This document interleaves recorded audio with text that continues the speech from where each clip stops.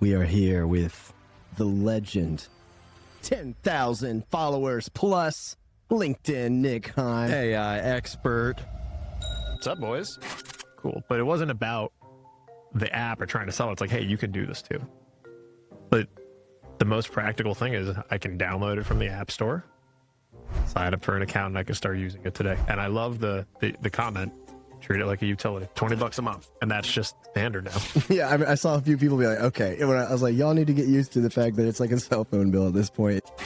Most of what I see on LinkedIn is like thought leadership on how to do stuff in theory. Yeah. Because it's by people who can't do anything except theory. Yeah, it's the super generalized kind of advice stuff. It's kind of like when somebody says, we need more jobs. It's like, okay, cool advice. I mean, personally, I think you're missing out, but then also from like a business standpoint, well, if all of your other competitors are using it in some way, shape, or form, and there is some tactical advantage there, what does that mean if you're the only one not using it?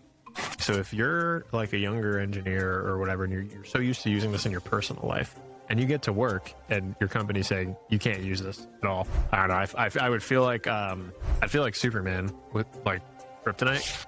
If that was me, I would quit. I would just be, all right, well, I'll just go work somewhere where I can't use it. Sweet. Okay, I see that. I can reason with that. I can click that, verify this reference. And now what might have taken me a 3-hour riff with our employee is now a 15, 20-minute task that I can verify the context for.